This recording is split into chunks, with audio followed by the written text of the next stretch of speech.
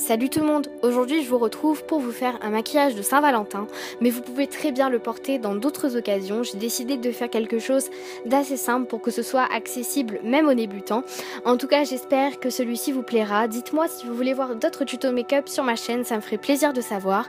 Je vous laisse avec la suite, c'est parti. Je vais commencer par utiliser le The Professional de chez Benefit et l'appliquer sur l'ensemble de mon visage pour minimiser au maximum mes pores et faire en sorte qu'ils ne se voient pas, du moins pas beaucoup, sous ma bébé crème ou mon fond de teint, ça dépend.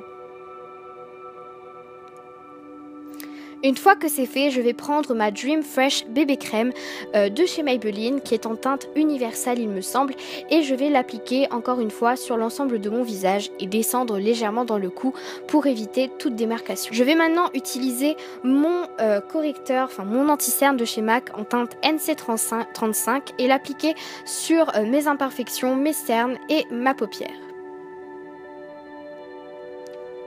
Une fois que c'est fait, je vais venir estomper au doigt, mais vous pouvez très bien utiliser le Beauty Blender. C'est un très bon accessoire de maquillage que je viens d'utiliser et je le trouve vraiment top. Donc vous pouvez soit faire au doigt, soit au Beauty Blender. Les deux sont des alternatives très intéressantes.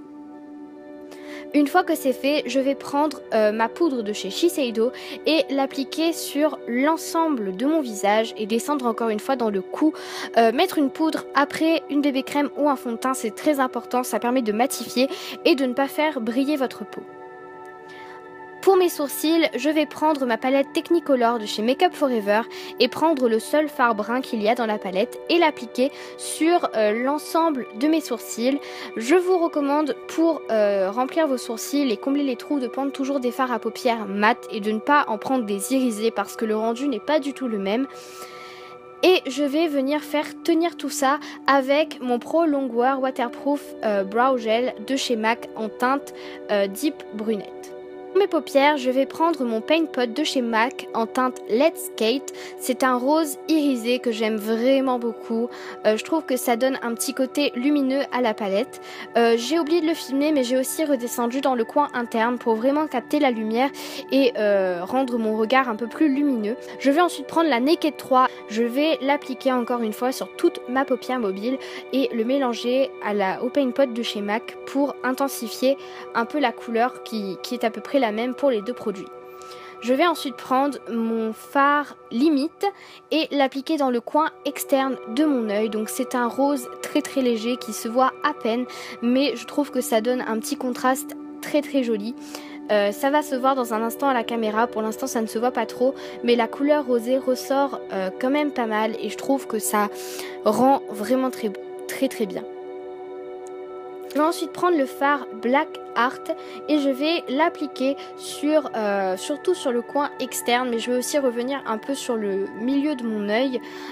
J'ai choisi de faire quelque chose de quand même très dark parce que je ne vais pas mettre d'eyeliner et je voulais quand même que ce soit un maquillage qui soit un peu différent de ce que je fais tous les jours.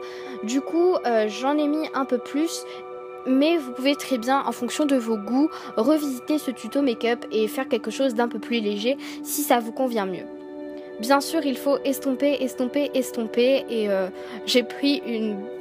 j'ai pratiquement pris une dizaine de minutes pour avoir le résultat que je voulais. Donc soyez patient et estompez, c'est vraiment le secret.